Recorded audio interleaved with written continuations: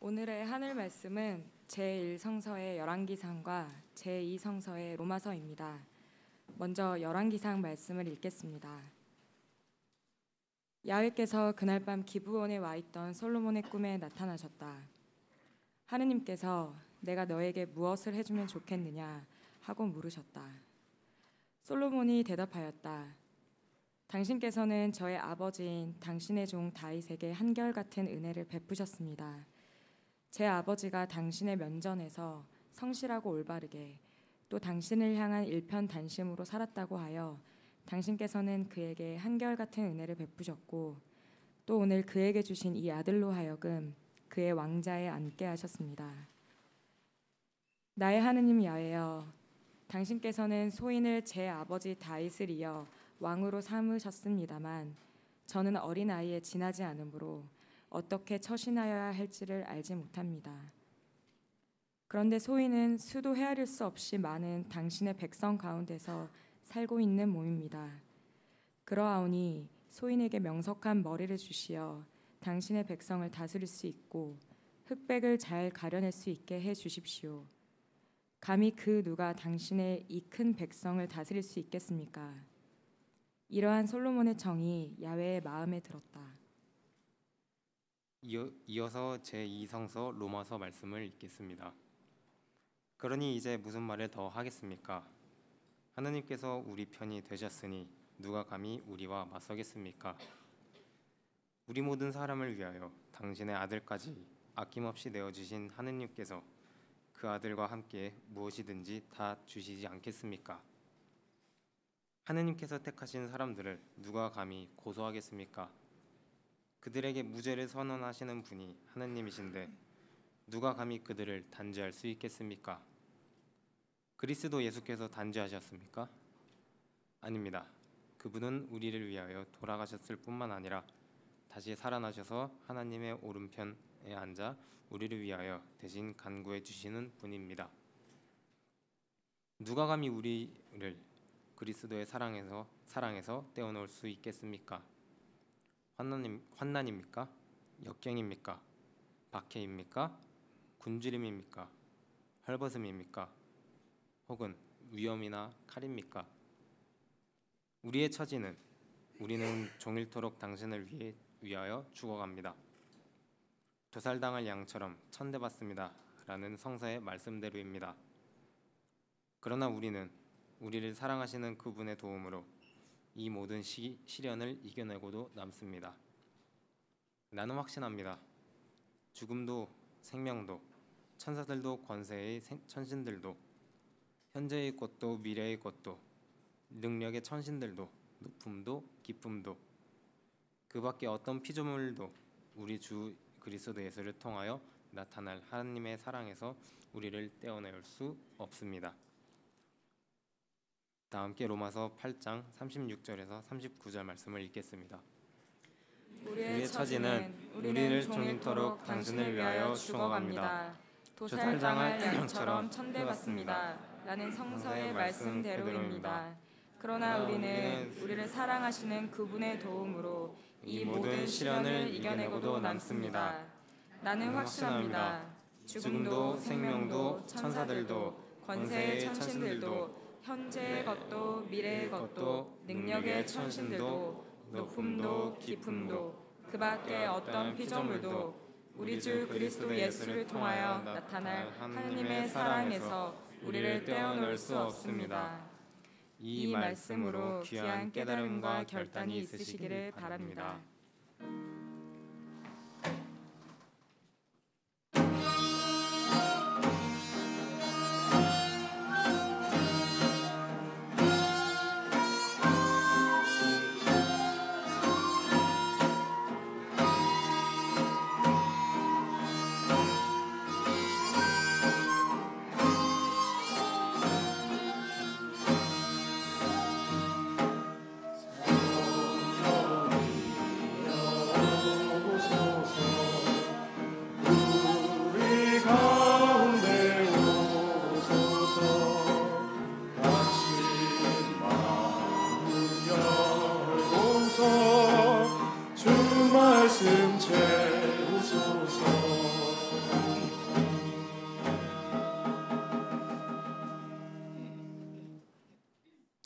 불편한 교우분들과 향호실에 계신 교우분께서는 그 자리에 앉아 계셔도 좋습니다. 복음서의 말씀입니다. 귀로 들어주시기 바랍니다. 예수께서 또 다른 비유를 들어 그들에게 말씀하셨다. 하늘나라는 겨자씨에 비길 수 있다. 어떤 사람이 밭에 겨자씨를 뿌렸다. 겨자씨는 모든 씨앗 중에서 가장 작은 것이지만 싹이 트고 자라나면 어느 푸성기보다도 커져서 공중에 새들이 날아와 그 가지에 깃들을 만큼 큰 나무가 된다. 예수께서 또 다른 비유를 그들에게 말씀하셨다. 어떤 여자가 누룩을 밀가루 서말 속에 집어넣었더니 온통 부풀어 올랐다. 하늘나라는 이런 누룩에 비길 수 있다. 이는 주님의 말씀입니다. 자리에 앉으십시오.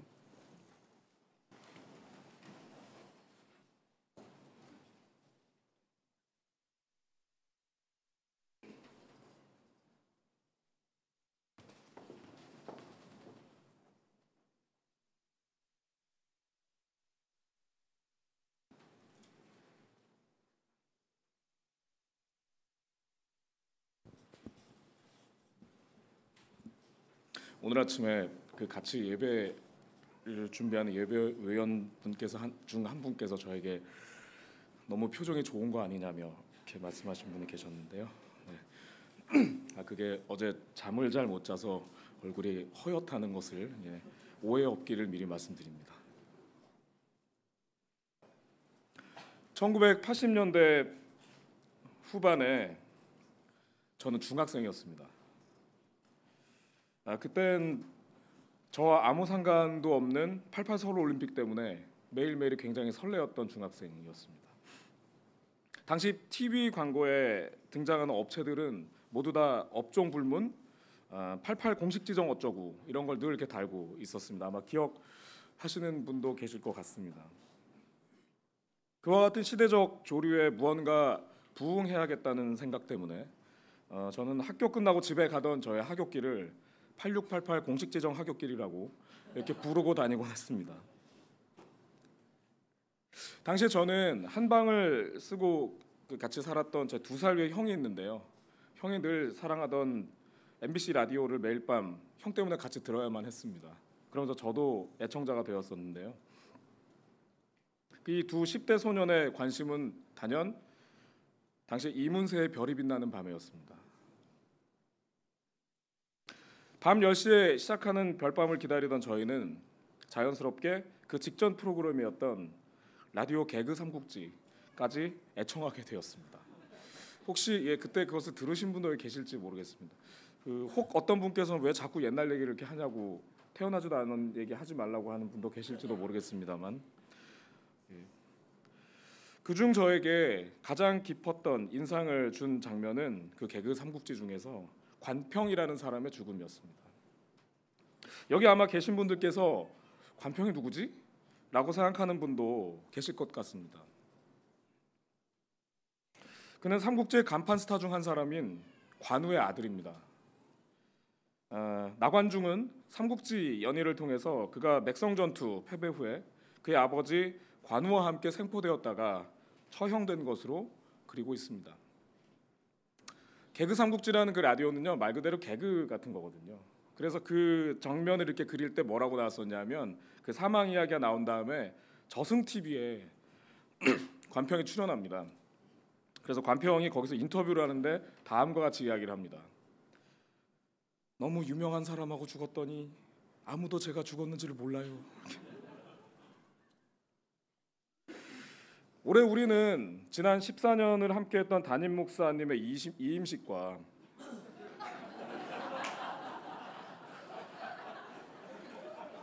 새로운 시간을 함께할 신임 당회장님을 모셨습니다. 이 엄청난 시간이 지나는 가운데 삶을 맞이하는 저는 지난 한 주 잠시 라디오 방송 속 관평의 마음을 굉장히 심각하게 이해하게 됐습니다. 이 귀한 시간 쓸데없는 소리여서 너무 죄송합니다. 아무것도 아닌 저의 자리를 마무리하는 날, 소중한 공동체 예배 중 하늘 뜻 펴기의 기회를 허락해 주신 교우 여러분께 깊이 감사드립니다. 저에게 향림 공동체와의 첫 만남은 2007년 당시 부교육자였던 한문덕 목사의 성서배움마당이었습니다. 수년간 참여했었던 그 자리에서 매우 진지하고 그리고 열정적인 자세로 공부와 토론을 이어가던 교인 여러분을 만날 수 있었습니다. 그 가운데 늦은 밤까지 연배 적은 교인들과 함께 공부하시던 고 이양호 장로님이 가장 많이 생각이 납니다. 그 시간은 제게 신선한 충격과 함께 학문함에 대한 동기, 즉 공부를 열심히 해보고 싶다라는 그런 동기도 저에게 부여하였었습니다. 이후 전도사와 준목으로 활동하던 교회를 사임한 후에 향림 희년 청년 회원이 되었던 때는 2010년 1월이었습니다. 성서 배움마당을 넘어서 예배 공동체에 참여해보고 싶었던 마음 때문이었습니다. 아쉽게도 향림 평신도로서의 시간은 저에게 10개월밖에 그 이후에 가지지 못했지만 그 기간 동안 매주의 주일 예배와 신도의 모임 그리고 전교인 수련회 현장 예배 그리고 향림 공동체 연합 예배 등에 참여하는 가운데 향림 예배의 영성을 느끼고 그리고 여러 교우들과 깊은 친교를 나눌 수 있었습니다.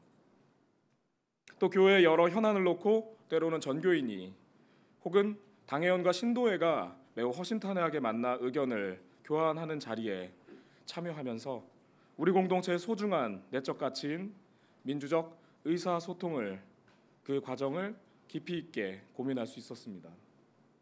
저에게 향림 공동체와의 만남은 여러분과의 만남은 그 첫 만남은 그렇게 신기하고 그리고 도전이 되었고 설레었습니다. 오늘 함께 모신 하늘 말씀 중 1성서에도 매우 공교롭게 첫 만남을 가지는 이가 등장합니다. 성서 이야기 중 이스라엘의 세 번째 왕인 솔로몬입니다. 내용 중 그는 왕이 등극 후 어느 날 밤 꿈을 통해 야훼를 만납니다. 그 가운데 신은 말합니다. 내가 너에게 무엇을 해주면 좋겠느냐? 인근 지역을 호령할 수 있는 커다란 병력 혹은 전 세계를 소유할 수 있을 만큼의 금은 보화 정도는 말해야 할 것 같은 상황에서 솔로몬은 난데없는 답변을 합니다. 저는 어린아이에 지나지 않습니다. 소인에게 명석한 머리를 주시어 당신의 백성을 다스릴 수 있고 흑백을 잘 가려낼 수 있게 해주십시오. 명예도 권력도 바라지 않는다는 신임 통치자의 답변은 야훼를 몹시 즐겁게 했습니다. 신은 이 젊은 왕에게 지혜뿐 아니라 부귀와 명예, 장수도 약속합니다. 우리네 전래동화에서 연못에 빠진 쇠도끼뿐 아니라 금도끼, 은도끼까지 내어주겠다는 산신령과 매우 흡사합니다.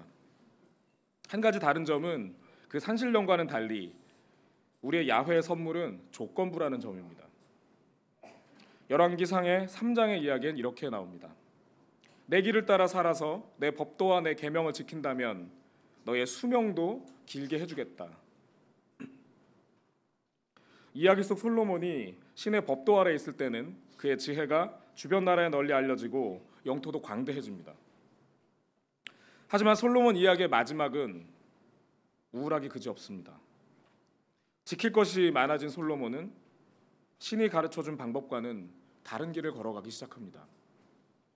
국민들은 가혹한 국책 공사 현장에 동원되었고 그것에 저항하는 이들은 가혹하게 탄압당했습니다. 또 강대 국가의 평화를 명분으로 광범위하게 행해졌던 정략 결혼은 결과적으로 여러 제국들의 권력을 뒷받침하는 종교의 무비판적 유입을 가져왔습니다. 결국 재임 기간 내내 밀란이 끊이지 않았고 솔로몬의 사후 급기야 나라가 분열되고 말았다는 것이 솔로몬 이야기의 마지막입니다. 결국 재임 기간 이 슬픈 이야기는 열왕기의 원판 그 이야기가 솔로몬을 어떻게 그리고 있나를 살펴볼 필요가 있습니다.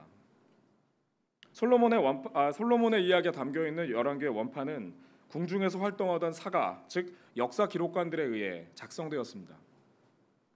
그들은 국군이 기울어져 가던 남유다 말기 국가적 위기 상황 극복의 힘을 과거 역사에 대한 재조명에서 찾으려 했습니다. 아마 우리 구한말의 단재호 신채호 선생님의 조선상고사 같은 느낌이라고 보시면 될 것 같습니다. 재구성된 역사서를 통해 그들은 말했습니다. 비록 지금은 어려움을 겪고 있지만 우리는 하느님과 계약을 맺은 사람들이다. 신과의 약속을 잊지 않고 지키려 한다면 야훼께서는 다시금 우리에게 과거의 영광을 안겨주실 것이다. 그렇게 말입니다. 그들에 의해 재구성된 솔로몬은 분명히 신과 계약을 맺은 이입니다. 그는 집권 초기 성심을 다해 하느님을 섬기고 신은 그 은혜로 화답합니다. 대제국으로 묘사되는 그의 치세는 이러한 야훼의 은혜를 극적으로 표현하기 위한 문학적 장치입니다. 그러나 아무리 위대한 왕 솔로몬일지라도 야훼의 길에서 벗어나는 순간 몰락은 피할 수 없었습니다. 신명기계 사가들에 의해 해석된 솔로몬은 처음에 설렘, 그 첫 번째 기억을 잊어버린 신앙인, 바로 그 존재였고 후대에 이것을 알리려는 타산지석의 교훈을 던지는 인물이었던 것입니다. 앞서 말씀드렸던 향림과의 첫 만남 이후에도 저에게는 처음 경험해보는 일이 이 자리에서 계속 이어졌었습니다.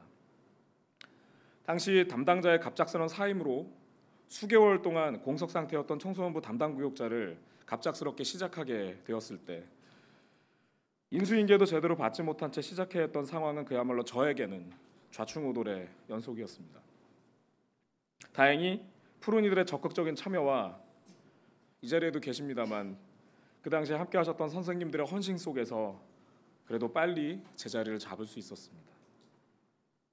이를 바탕으로 진행해 나갔던 제주평화기행 여름들살이 그리고 낮꿈 콘서트의 시작 등등은 제게 있어서 영원히 잊지 못할 감동일 것입니다. 또 원불교 청소년들과 함께 했었던 연합들살이는 아까 담임 목사님으로부터 설명을 들으셨듯이 올해에는 가톨릭 청소년까지 더해져서 더 확대된 만남의 장을 만들고 있습니다. 교회 창립 기념행사 60주년 기념행사를 준비했던 일 역시 제게는 어떤 교회의 그 긴 역사를 이렇게 축하하고 기념하는 자리를 만들어가는 이것 역시 저에게는 처음 해보는 일이었습니다. 제가 그 당시 60주년 그 기념 사업 각 사업이 있었는데요. 그것을 전체를 지원하는 전체 간사 역할을 했었거든요. 근데 교회가 아직 무언지도 모르고 향린 선배님들이 누구신지도 잘 모르는 상태에서 저에게는 되게 쉽지 않았던 기억이었습니다. 60년의 성과와 역사를 되새기고 다가올 100년을 준비하는 자리를 함께 만들어가는 동안 저는 향린의 지난 시간들과 만났고 지금의 향린은 바로 그 토대 위에 그 선배님들이 지난 60년간 힘써 고생하시고 그리고 기도하셨던 바로 그 위에 서 있다는 것을 깨달을 수 있었습니다. 이어졌던 시간 중 절대 잊을 수 없는 것은 역시 저에겐 목사 안수를 받았던 일일 겁니다. 그 새로운 경험은 첫 축도, 첫 부활 증언 예배 집례, 첫 세례 집례 등을 거쳐서 대리당회장이라는 그야말로 저에게는 기가 막히고 판타스틱했던 첫 경험에 이르게 되었습니다. 짧게 말씀드렸던 이 과정의 순간순간에는 사실 어려움과 막막함 그리고 슬픔과 고통스러움도 있었습니다. 그러나 그 모든 찰나와는 비교할 수 없을 만큼 큰 배움과 성찰의 기회를 여러분이 주셨고 그리고 얻을 수 있었습니다.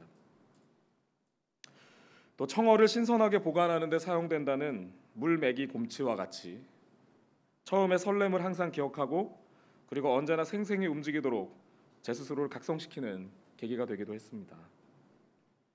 능력의 부족과 놀기 좋아하면서 오는 저의 게으름 때문에 발생했던 여러 어려움들은 때때로 제 자신을 몹시 힘들게 만들기도 했지만 그 어려움들을 겪어나감을 통해 처음의 느낌을 잃지 않을 수 있었습니다.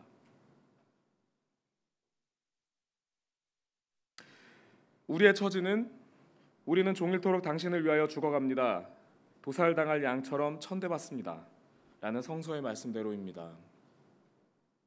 시편 34장 23절을 직접 인용하고 있는 이 로마서의 내용은 바울로가 로마 교회에 보낸 서신서 내용의 일부입니다.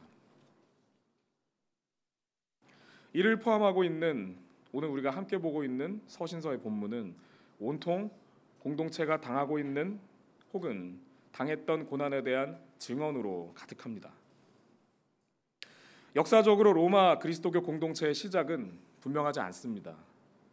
여러분이 알고 계시듯이 소아시아나 그리스 일대의 공동체의 처음은 대개 바울로의 선교 활동에 의해서 시작이 됐던 반면 로마 교회는 바울로가 닿기 전에 이미 시작이 되어 있는 것으로 나타나고 있죠. 유추해 볼 수 있는 가능성은 디아스포라를 통해 전래된 복음을 통한 자발적 형성입니다. 이것은 우리 한반도의 역사에서 선교사 입국 전에 성서 혹은 관련 서적을 읽고 스스로 신앙인이 되었던 구한말 그리스도교인들을 떠올리시면 쉽게 이해가 되실 수 있을 겁니다. 자발적으로 시작된 공동체였기에 게다가 그들이 먼저 시작된 지중해권 다른 공동체와의 연계나 도움을 얻기 힘들었습니다. 이 독립된 단위였기 때문이죠. 게다가 그들이 속했던 지역은 로마의 심장부였던지라 제국의 정치적 안정을 위한 희생양이 필요할 때면 그리스도교 공동체는 늘 단골 손님이 되어야 했습니다. 세력이 미미했던 신생 종교 공동체였던 만큼 이단 사냥하기에 딱 좋은 대상이었던 것입니다. 이 과정에서 다수의 로마 그리스도교 공동체는 그 구성원들은 투옥되었거나 각양의 방법으로 사형을 당했고 운 좋게 살아남은 이들 중 대부분은 모든 자산을 압류당한 채 추방당해야만 했습니다. 하지만 그 모진 시련 앞에서 그들은 그리스도를 향한 신앙에서 결코 멀어지지 않았습니다. 탄압 앞에서 공동체를 지켜가려는 구성원들의 헌신을 경험해보는 가운데 그들은 자신들의 공동체에 함께하시는 하나님을 발견할 수 있었습니다. 그들에게 있어 지배자의 억압은 도리어 자신들이 예수를 그리스도라 고백했던 바로 그 설렘의 첫 경험을 매일 되새기게 해주는 동기가 되었습니다. 그들의 어려움은 그들의 처음 기억을 현실로 불러냈던 것입니다. 이를 통해 어려움 속에서도 로마 교회는 유지될 수 있었고 제국의 멸망 이후까지 공동체를 존속시켰던 그들의 교회는 마침내 세계교회의 중심이 되어갈 수 있었습니다. 하지만 우리 모두는 알고 있습니다. 이후 로마 교회가 강력한 힘을 가지게 되었을 때 더 이상 탄압을 받지 않는 것을 넘어서서 다른 일을 억압할 수 있을 만큼의 힘을 갖추게 되었을 때 그들은 이슬람 국가를 향해 신앙인이기도 했던 백성들을 향해 그리고 자신들이 마녀라고 규정지은 여성들을 향해 억압과 탄압을 가하기 시작했다는 것을 말입니다. 시련은 분명 공동체를 어렵게 합니다. 그러나 공동체가 그 어려움을 인식하면서 함께 싸워나갈 수 있을 때 그것은 처음의 설렘을 기억하려는 신앙의 실천이 되어서 공동체를 더욱더 살아있게 합니다.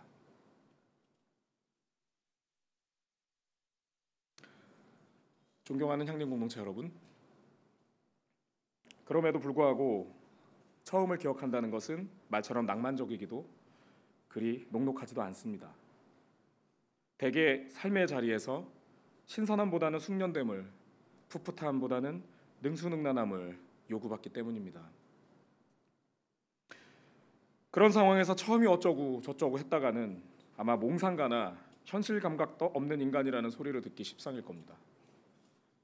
또 기억을 아예 하고 싶지 않은 처음도 있을 것입니다. 서툴고 낯설었기 때문에 몹시도 힘들었던 그 처음은 우리에게 또 분명 많을 것이기 때문입니다. 하지만 처음의 경험을 기억한다는 것은 그렇게 만난 존재, 그리고 그렇게 만난 이들을 사랑한다는 것을 의미합니다. 이것은 고통에 찬 첫 만남이었지만 그 기억을 통해 자신이 낳은 아이에 대해 말로 형언할 수 없는 사랑을 품게 되는 어머니의 경우와 같다 하겠습니다. 오늘 함께 읽은 마테오 복음은 그 처음을 기억하는 이들에 의해 마침내 세상이 전복될 것임을 말합니다. 처음은 무척 작았지만 그 처음을 기억하고 끊임없이 움직이는 이들은 세상을 바꿀 것이다. 겨자 씨의 비유이죠. 이쯤에서 저는 영화 아저씨에서 원빈이 남긴 명대사가 떠오릅니다. 너희들은 내일을 살지, 난 오늘만 살아.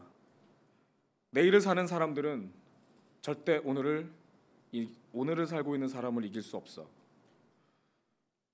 오늘을 산다는 것은 매일 다가오는 시간 속에서 늘 처음 경험을 가지고 살아간다는 것을 의미합니다. 비가 올 때까지 제사를 드리기에 인디언들의 기우제는 실패하지 않았다는 이야기처럼 처음의 기억을 잊지 않고 살아가는 이들은 멈춤 없이 그 처음의 마음을 실천해 갈 수 있을 것입니다. 진심으로 사랑하는 향림 공동체 여러분,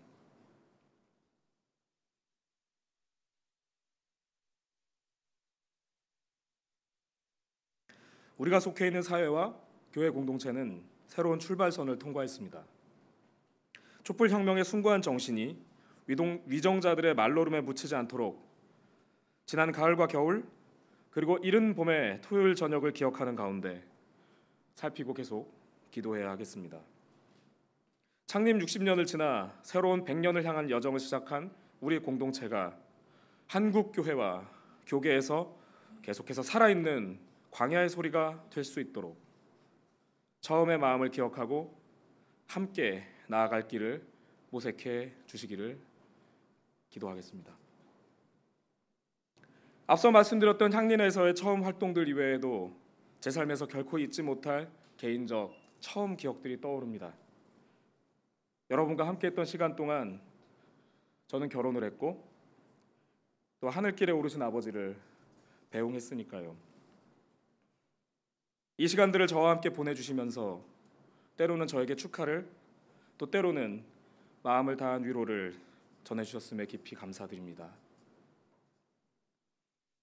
지난 시간에 대한 생각이 이렇게 많이 나는 것을 보니 이제는 지금의 어떤 것을 정리해야 할 시간이 다가온 것이 실감납니다. 이 자리에서 떠날 때가 되었습니다. 지난 시간 동안 저에게 늘 처음의 설렘을 간직할 수 있게 해주신 여러분에게 감사의 말씀을 드립니다. 또 저의 부족함으로 그리고 저의 어리석음으로 인하여 또 처음 하다 보니 벌어졌던 실수들로 인하여 마음의 상처를 입으셨거나 어려움을 마음속에 간직하고 계신 교우 여러분, 마음을 다해 사과의 말씀을 드립니다.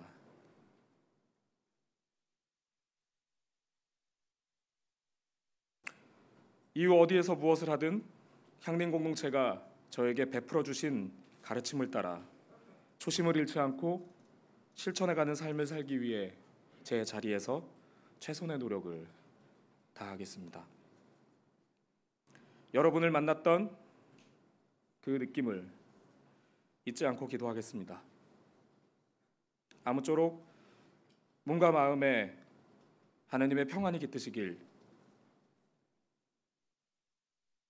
특별히 신앙의 여러 선배님들과 최근 병환 중에 계신 교우 여러분들께서 강령하시기를, 그리고 강령하시다는 소식을 들을 수 있기를 기원드립니다. 사랑하는 여러분, 함께하는 동안 행복했습니다.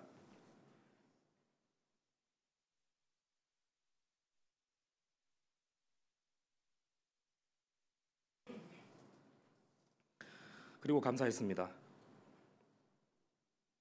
부족했지만 감히 사랑했다고 그리고 사랑했다는 말씀을 드리고 싶습니다.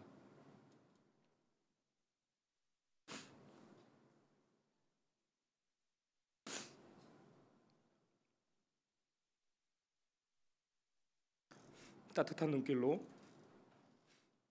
이 어설픈 목사에게 힘을 보내주고 계신, 아니 그동안 계속해서 보내주고 계셨던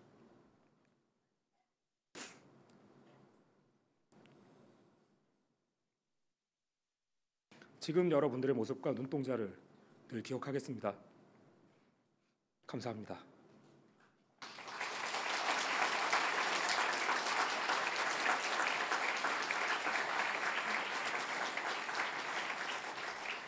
침묵기도 드리겠습니다.